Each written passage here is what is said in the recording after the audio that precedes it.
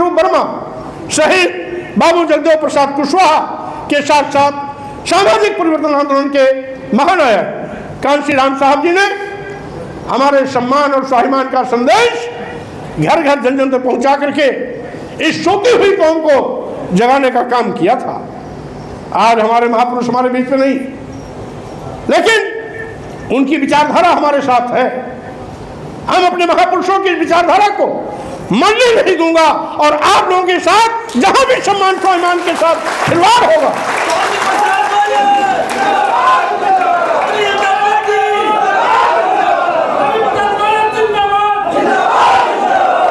हम पहले भी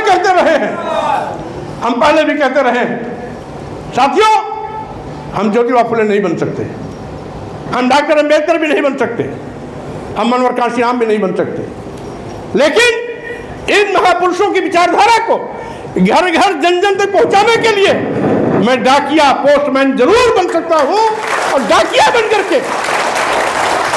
डाकिया पोस्टमैन बन करके मैं अपने इन महापुरुषों की विचारधारा को घर घर जन जन तक ले जाने का काम करूंगा। हमारी कोशिश है आप सब इस मिशन के सच्चे सिपाही बन करके हमारे साथी बने, सहभागीदार बने।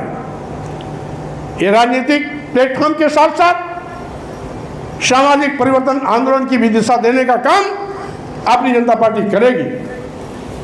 मनोहर कांशीराम साहब और बाबा साहब डॉक्टर अंबेडकर के इस मिशन को आगे बढ़ाने की जिम्मेदारी हम आप सबकी सामूहिक है। अकेला चना भार नहीं फोड़ सकता, लेकिन साथियों, आप ये भी जानते हैं बूंद बूंद से घड़ा भरता है। अकेला चना भार तो नहीं फोड़ सकता, लेकिन यहां पर बैठा हुआ हर नौजवान जिस दिन स्वामी प्रसाद मौर्य बन के तन के खड़ा हो जाएगा, परिवर्तन अपने आप हो जाएगा।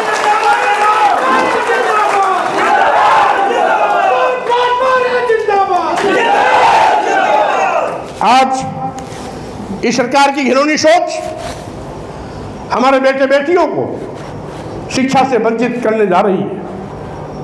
अभी 27,764 स्कूल बंद होने की प्रस्तियां पैदा हुई है।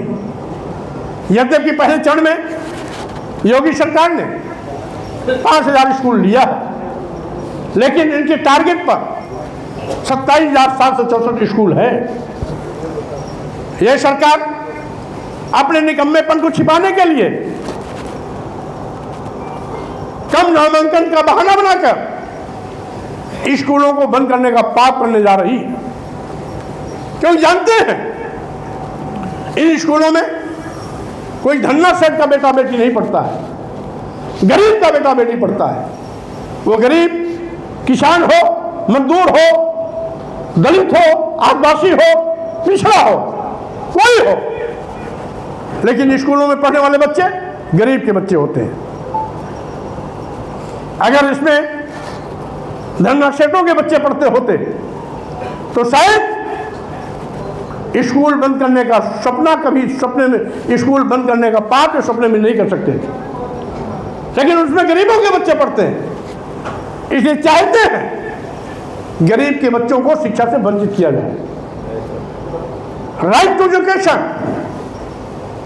के मुताबिक 6 साल से 14 साल के बच्चों को अनिवार्य और निःशुल्क शिक्षा देने की जिम्मेदारी राज्य सरकारों की है, लेकिन राज्य सरकार अपनी जिम्मेदारी का निर्वहन न करके पलायनवादी रास्ता अख्तियार कर रही है। साथियों,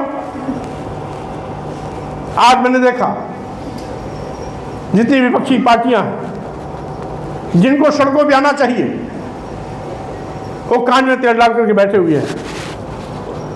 कोई फर्जदागी कर रहा है केवल प्रेस करके, तो कोई 2-4 लोगों के साथ जाकर के चुपचाप ज्ञापन देकर चला रहा है। धरना प्रदर्शन के माध्यम से जो आक्रोश सड़क पर दिखाई पड़ना चाहिए था वो दिखाई नहीं पड़ रहा है। शायद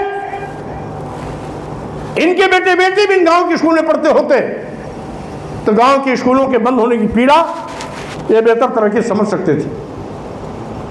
लेकिन इनके बेटे बेटी भी बड़े बड़े अंग्रेजी स्कूलों में पढ़ रहे हैं, विदेश